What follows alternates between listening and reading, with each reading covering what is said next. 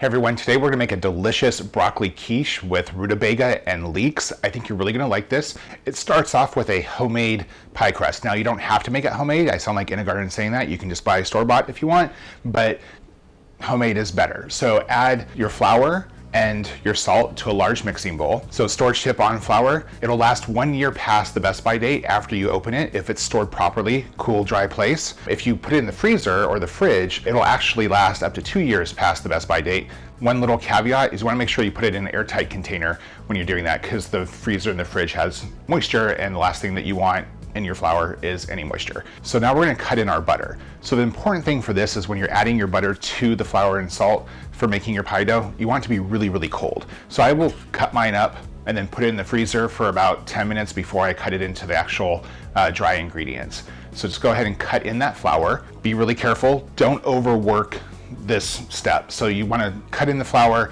It should look like kind of larger cornmeal when it's done, but don't overdo it because it'll just make the dough really rubbery, and that's the last thing you want. So now we're going to add in the water. So you might not use all of the water, just add in a little bit at a time. You just want enough to bring the dough together and so it holds. And once that's done, stop. And then you're going to shape the dough into a disc. Wrap it in some plastic and put it in the fridge for at least an hour. Okay, so after the dough has been sitting in the fridge for an hour, take it out, lightly flour a surface, put the dough unwrapped in the center there, and roll out that dough. Just roll it with a rolling pin, turn it, roll it, turn it, roll it. Just do that over and over. You want it to be large enough for a 9-inch pie plate. After you've rolled out the dough, I find it really helpful to fold it in half again, and then pick it up and put it into the pie plate, and then unfold it the same way to prevent the dough from breaking. You go ahead and press that dough into the bottom and the sides of the pie plate. You're gonna cut off any of the extra dough that's around the sides, and then you can just go ahead and finish that rim of the pie however you want. So I use tines of a fork. You can press it together, make whatever fancy shape you want. Doesn't matter.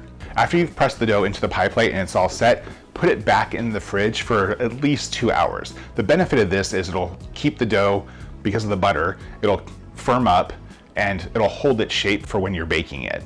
Okay, so now that the dough is ready and resting in the fridge, we're gonna go ahead and make the filling. So what you wanna do is set the oven to 350 degrees, go ahead and preheat it, and now we're gonna add some olive oil to a large saute pan and cook our filling ingredients. Warm up the oil over a medium heat in that saute pan. We're gonna add in the diced rutabaga and cook it for about 5 minutes. You want the rutabaga to be tender, and it'll be slightly seared at that point. Add in the sliced leeks and saute the veggies for just about another minute or so. Then add in the chopped broccoli and cook the broccoli along with the other ingredients for another couple minutes. The key here is you just want to see that broccoli go from its regular color to a really nice bright green. And hey, if you want some storage tips on leeks and broccoli, I'll do it right after this.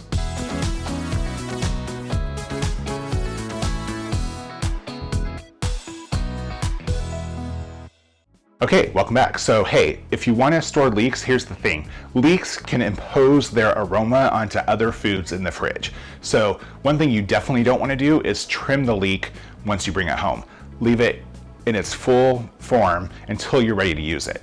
Also, what you can do is wrap the leek in plastic and store it in the vegetable bin, and that'll keep it fresh for a week, up to 2 weeks even, if you store it that way. So broccoli is pretty much like a flower. It literally is a flower. If you want to store broccoli, what you want to do is when you bring those stalks home, trim off the end of the stalk, put it in a cup with some water. You want to store it just like cut flowers. Store that way, broccoli can last over a few weeks that way and stay completely fresh.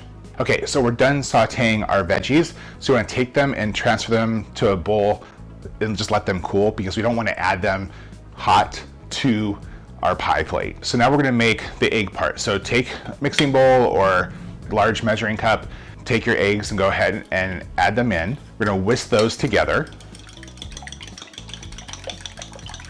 Add in your salt and pepper. Mix that all in. And then add in the milk and just whisk that all together. When your veggies are properly cooled, got your egg mixture ready, pie dough's in the fridge, we're now ready to bake this quiche. So we're gonna take the pie plate out of the fridge, add in a layer of veggies, add in some of the shredded cheddar cheese, and then add in some more veggies, the remaining veggies on top. I like to layer it this way, so that way when you slice into the quiche, you have those different layers kind of in there. If you don't, ingredients tend to settle in different ways. You know, it's just a personal preference. We've added in all the ingredients. Now we're gonna add in the egg mixture. Just add that in thoroughly around the pie plate. So one little fun fact about this pie plate, I actually got it from my mom. It's called a Town and Country pattern. It's a pie plate that she's had since like the late, or I guess mid 70s. So I just wanted to use that for this recipe because I thought it was kind of fun. And pie plate's pretty old, like me. So there you go.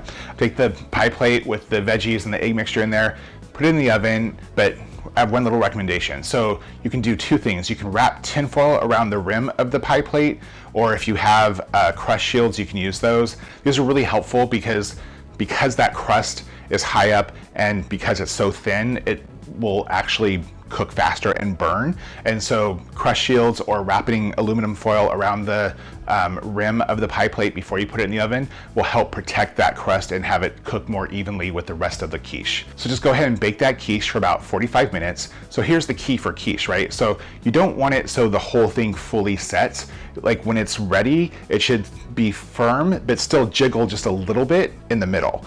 And it'll continue setting after you pull it out of the oven, but that's what will give you a nice, firm, yet sort of pillowy quiche. So just really important. And then after it's baked, just let it cool slightly and then go ahead and serve. And this quiche is delicious, cold or warm. I hope you like it. If you like to cook like I do, I release new videos every single week. If there's something that you want to see, drop a comment down below. And hey, if you like this video, give me a thumbs up. I'll see you guys next time.